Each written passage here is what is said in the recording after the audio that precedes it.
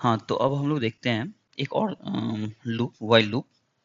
While n greater than 1, n equal to n upon 5, ये पहला statement है। Second, n equal to n upon 2, n equal to n upon 3 और n equal to 10 into n।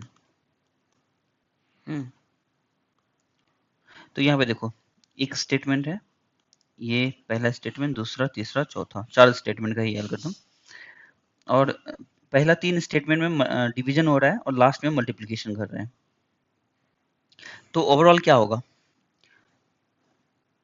इसको overall क्या लिख सकते हैं हम एक अगर फाइनल स्टेटमेंट लिखा जाए तो 5 इंटू 2 10, 10 इंटू 3 30, तो ये हुआ हमारा n, n अपॉन 30 इंटू ये वाला 10 इंटू 10, तो क्या हुआ 10 3, तो ओवरऑल हो गया हमारा क्या n अपॉन 3।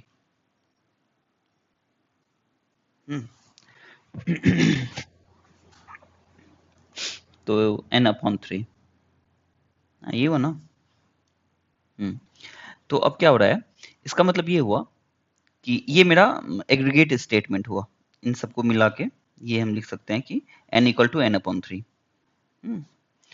तो हो क्या रहा है, n, ये जो कंडीशन है while loop, while n greater than 1, जब तक n ग्रेटर देन 1 है तब तक ये हम वाइल लूप में अंदर एंटर होते रहेंगे। और हर बार क्या हो रहा है, n बहुत लार्ज वैल्यू है, यहाँ पे n जो है वो लास्ट टाइम भी हम लोग डिस्कस किए थे पिछले वाले क्वेश्चन में कि एल्गोरिथम में हमेशा कुछ लार्जर वैल्यू लेते हैं n का, क्योंकि छोटा वैल्यू के लिए हमेशा, छोटा वैल्यू के लिए क्या कैलकुलेट करना हो, तो बाय डिफॉल्ट कांस्टेंट टाइम लेगा वो छोटा वैल्यू ऑफ n के लिए। तो लार्जर वैल्यू ऑफ n के लिए बात करते हैं हमेशा से। एल्गोरिथम में जो भी चीज अगर एनालाइज कर रहे हैं ना, हमेशा larger value of n by default देखते हैं। तो यहाँ क्या हो रहा है कि n कुछ लार्ज वैल्यू है और हर बार n खुद को 3 से डिवाइड कर रहा है। हाँ, तो यहाँ पे हम बोल सकते हैं कि यहाँ पे हम क्या लिख सकते हैं कि इस केस में कि n is approaching 1, n is approaching 1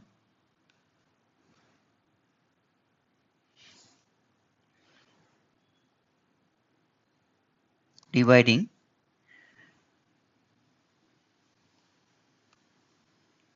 3 to itself। ये हो रहा है ना। तो पिछले में क्या था कि 6 से मल्टीप्लाई हो रहा था, यहाँ 3 से डिवाइड हो रहा है। हर बार n कुछ बड़ा है, वो खुद को 3 से डिवाइड कर रहा है और 1 को अप्रोच कर रहा है। तो इसे भी आप अगर सॉल्व करोगे ना, तो इसका जो आंसर आएगा वो आएगा ऑर्डर ऑफ लॉग n और बेस 3 आएगा। अब लोग ये कैसे बोल दिए बिना कैलकुलेट किए, तो मल्टीप्लिकेशन वाला में था ना, 6 से मल्टीप्लाई हो रहा था, यहाँ पे डिवीजन है 3 से डिवाइड हो रहा है। तो क्योंकि 3 से डिवाइड हो रहा है इसलिए ये बेस 3 आया, वहां पे 6 से मल्टीप्लिकेशन हो रहा था इसलिए बेस 6 आया था। तो मैंने आपको बताया था क्या, ये इंपॉर्टेंट है कि अगर प्लस है और माइनस है, मानो अगर i इक्वल टू 1 से स्टार्ट है और n की तरफ जा रहा है और हर बार इंक्रीमेंट हो रहा है, या मतलब i का वैल्यू छोटा है और n बड़ा वैल्यू है कुछ, तो i छोटा से बड़ा वैल्यू की तरफ जा रहे हैं और प्लस करते जा रहे हैं, या n का वैल्यू कुछ बड़ा है और वो डिक्रीमेंट होकर 1 की तरफ आ रहा है, तो या मैंने माइनस कर रहे हैं n में कुछ, तो प्लस माइनस जो भी होगा ना, इसका जो भी हमारा टाइम कॉम्प्लेक्सिटी निकलेगा वो सेम ही आएगा, द ऑर्डर ऑफ n। हाँ, सिमिलरली आप मल्टीप्लिकेशन करो या डिवीजन करो, तो यानी कि i इक्वल टू 1 है या कुछ भी है छोटा वैल्यू i का, और वो n की तरफ अप्रोच कर रहा है, और कैसे अप्रोच कर रहा है, वो मल्टीप्लाई कर रहा है, 2 कर रहा है मल्टीप्लाई, 6 कर रहा है मल्टीप्लाई i में, और n की तरफ अप्रोच कर रहा है।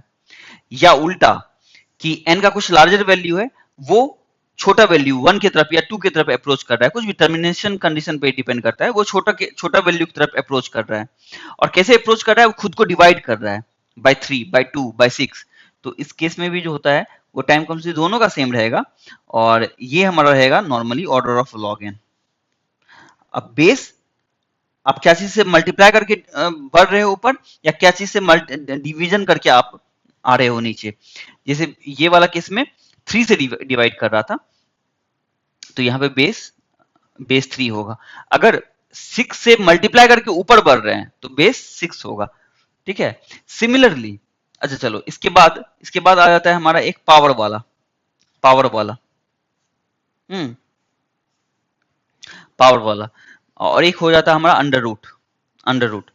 तो अब अंडर रूट मतलब क्या, under root is equal, under root क्या लिख सकते हैं कि दिस अपॉन 1/2, मतलब अगर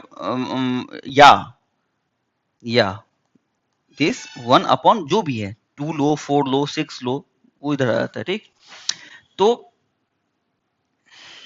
इस इन दोनों का भी यहाँ पे क्या होगा, यहाँ पे हम इंक्रीमेंट कर रहे हैं आई को n की तरफ, यहाँ पे डिक्रीमेंट कर रहे हैं n को 1 की तरफ।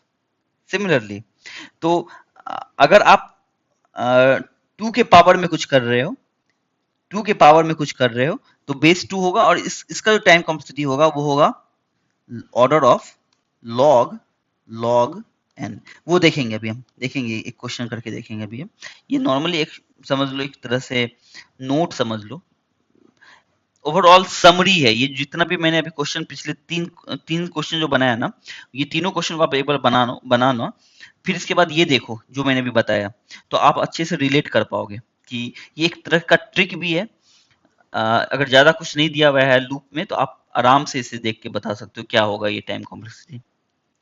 हाँ, जैसे इसका देखो order of log N base 3 कैसे आया, इसको सॉल्व करते हैं।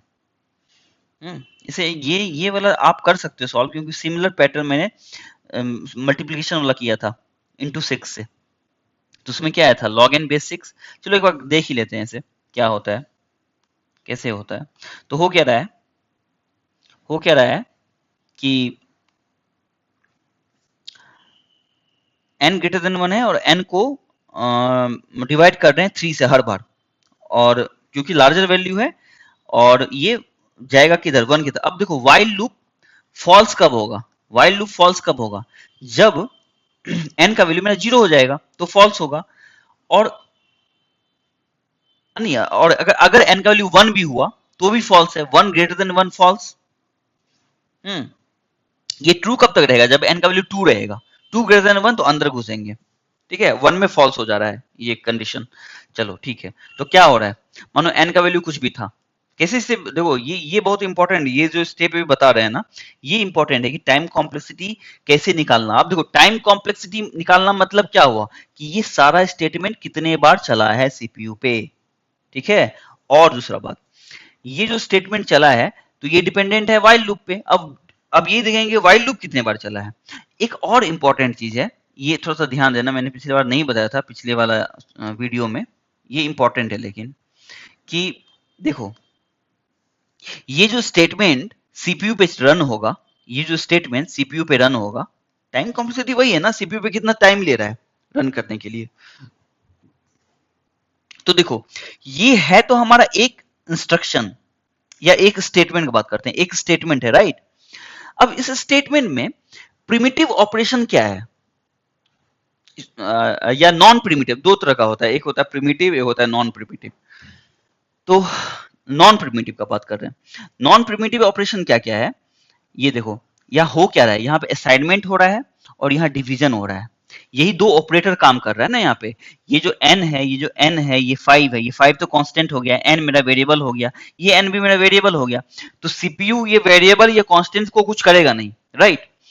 करना क्या है सीपीयू को, ऑपरेट दो ऑपरेंड, ये सीपीयू का ये सीओए का कंसेप्ट है कि दो ऑपरेंड और एक ऑपरेटर मिलके कुछ होता है, सीपीयू वहां काम करता है। तो सीपीयू में जो टाइम लग रहा है ना, ये टाइम लग रहा है ड्यू टू दिस असाइनमेंट और due to this division, that's it. CPU पे असाइनमेंट हो रहा है और डिवीजन हो रहा है। ये जो कंप्यूट हो रहा है ना, इसलिए स्टेटमेंट को एग्जीक्यूट करने में टाइम लग रहा है। मेन इंपॉर्टेंट वही है। सिमिलरली यहाँ पे क्या है, n इक्वल टू 10 तो यहाँ असाइनमेंट है एक ऑपरेटर और यहाँ पे मल्टीप्लीकेशन है दूसरा ऑपरेटर। तो सीपीयू के अंदर में जो एग्जीक्यूशन वाला पार्ट जो है ना, जो टाइम लग रहा है, वो बस ये मल्टीप्लीकेशन में लग रहा है। जो एलयू का कुछ होगा, अर्थमेटिक लॉजिकल यूनिट का कुछ हेल्प चाहिए, और असाइनमेंट लगेगा, असाइनमेंट करने में जो टाइम लगेगा, तो वही टाइम लग रहा है। वही टाइम को हमको ढूंढना है, कितना टाइम लग रहा है।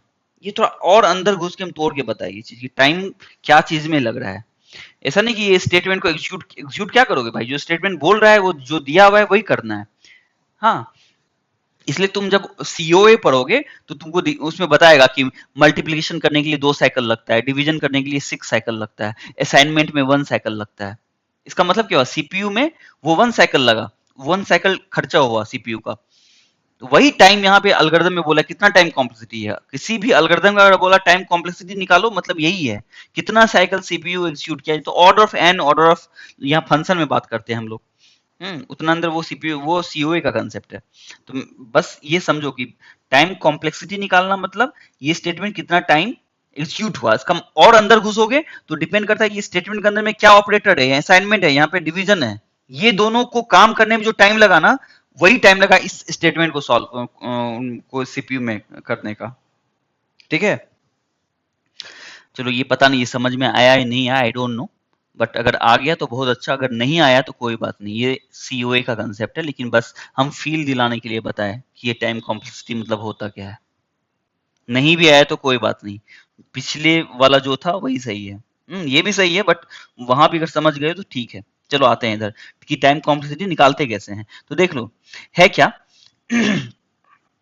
n equal to N upon 5। तो ओवरऑल क्या हुआ था हमारा, n खुद को 3 से डिवाइड कर रहा है, राइट। n खुद को 3 से डिवाइड कर रहा है, और n का वैल्यू हम क्या बताए थे कि एल्गोरिथम में हमेशा लार्जर वैल्यू ऑफ n को देखते हैं बाय डिफॉल्ट। तो मानो n का वैल्यू कुछ होगा, बहुत लार्ज होगा, ठीक है। तो पहला बार जब व्हाइल लूप में हम घुसे, फर्स्ट टाइम जब व्हाइल लूप में घुसे, तो n का वैल्यू क्या हो गया मेरा, n upon 3, right. n upon 3 हो गया हमारा। चलो ये पहला बार घुसे, मानो दूसरा बार घुसे होंगे, उसमें क्या रहा होगा, n अपॉन 3 पावर 2, क्योंकि हर बार 3 से डिवाइड कर रहा है ना खुद को। पहला बार व्हाइल लूप में गए तो n upon 3 power 1, second time गए n upon 3 power 2, third time गए n अपॉन 3 पावर 3। अब कितना बार गए यही तो निकालना है। मानो k बार गए, मानो k टाइम्स गए होंगे ऐसे ऐसे करके व्हाइल लूप में, k टाइम्स गए होंगे। तो जब k टाइम्स गए होंगे तो क्या हुआ होगा, अगर थर्ड टाइम गए तो n upon 3 power 3, kth time गए तो n अपॉन 3 पावर k। ठीक है, अब क्या बोला है कि हम तो बोल दिए कि k टाइम गए, यानी कि k प्लस 1 टाइम में फॉल्स हो गया होगा व्हाइल लूप। ठीक है, यानी कि लास्ट तो यही गए हैं, n अपॉन 3 पावर k जो बना था, जो बना के दिया। मतलब इसके बाद जब भी गए होंगे हम तो वो फॉल्स आया होगा। फॉल्स आया होगा मतलब क्या हुआ, चलो इधर देखो, व्हाइल लूप फॉल्स कब आएगा, जब n का वैल्यू 1 रहेगा। देखो n का वैल्यू 2 रहा तो 2 ग्रेटर देन 1 ट्रू, अंदर घुसे, और अंदर जब घुसे वो मेरा केथ टाइम घुसे अंदर हम व्हाइल लूप में, लास्ट टाइम वही घुसे। और वो जब घुसे तो मेरा क्या हो गया, मेरा n का वैल्यू क्या बन गया, n upon 3 power k, n upon 3 power k। लेकिन अब जब जाएंगे तो फॉल्स होगा, क्योंकि वही था लास्ट ना। तो अब जब जाएंगे तो फॉल्स होगा।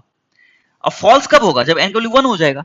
इसका मतलब क्या हुआ, इसका मतलब ये हुआ कि ये जो वैल्यू निकाले n upon 3 power k, this is nothing but 1। ये समझो, ये बहुत इंपॉर्टेंट है। ये टर्मिनेशन कंडीशन को पकड़ना इंपॉर्टेंट है इस लूप को सॉल्व करने के लिए। अधिकतर बच्चा यहीं पे मतलब स्ट्रगल करता है कि टर्मिनेशन कंडीशन कहाँ से लाएं, क्या क्या पकड़े। ठीक है, तो यही है टर्मिनेशन कंडीशन। अब बस सिंपल है, अब इसको सॉल्व कर लो। क्या सॉल्व करना है कि n upon 3 power k this equal to 1। हाँ, इसको इधर लेकर आओ, n equal to 3 power k, 3 power k। ठीक है, लॉग लगाओ दोनों तरफ, लॉग लगाओ, log n equal to log 3 power k। अब क्या बोले थे हम लास्ट टाइम कि बेस अगर यहाँ पे जो भी है, यहाँ पे जो भी है, अगर बेस वही रखोगे तो ये जो लॉग का ये वाला वैल्यू ना 1 हो जाता है। ठीक है, तो ठीक है 3 ले, क्योंकि यहाँ पे 3 था इसलिए हम बेस 3 रखे। यहाँ पे बेस 2 भी रख सकते, लेकिन फिर प्रॉब्लम होगा उसे सॉल्व करने में, पॉइंट में कुछ आंसर आएगा। हमको बस इंटीजर वैल्यू चाहिए ताकि तुरंत सॉल्व हो जाए। क्योंकि क्या, क्यों, क्योंकि यहाँ पे हमको लॉग वॉग से कोई मतलब नहीं भाई, हमको मतलब है k का वैल्यू निकालना, दैट्स इट। k का वैल्यू हमको कोई भी तरीका से निकल जाए वही तो चाहिए ना कि के टाइम्स चला था ये वाइल लूप, के का वैल्यू निकालना है। तो के का वैल्यू इजीली कब निकलेगा, जब बेस 3 रखेंगे, क्योंकि log 3 1 हो जाएगा, के का वैल्यू आराम से मिल जाएगा।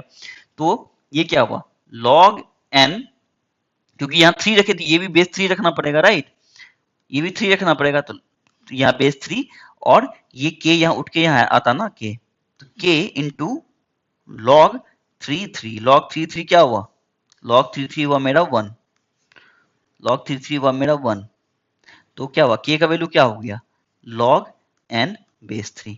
और देखो ये के times log n base 3 time चला, यानी कि मैं टाइम कॉम्प्लेक्सिटी यही हुआ, टाइम कॉम्प्लेक्सिटी मेरा यही हुआ log n बेस 3। चलो इधर आओ, क्या बताए थे यहाँ पे, log n बेस 3 था ना, वही आया। तो मल्टीप्लीकेशन डिवीजन दोनों सेम रहता है, ये जो भी बताया ना वो बहुत इंपॉर्टेंट, सबसे इंपॉर्टेंट है, टर्मिनेशन कंडीशन कैसे तोड़ें, कैसे समझें। तो उसके लिए ये वाइल लूप को समझना पड़ेगा अच्छे से, कि कैसे एंटर कर रहे हैं, क्या सीरीज बन रहा है, इसको प्रैक्टिस करना पड़ेगा। ये सिंपल वीडियो देख के नहीं होगा, कोई फायदा नहीं है, भूल जाओगे। 2-3 बार खुद से प्रैक्टिस करो, क्लिक कर जाएगा वो चीज, ठीक है।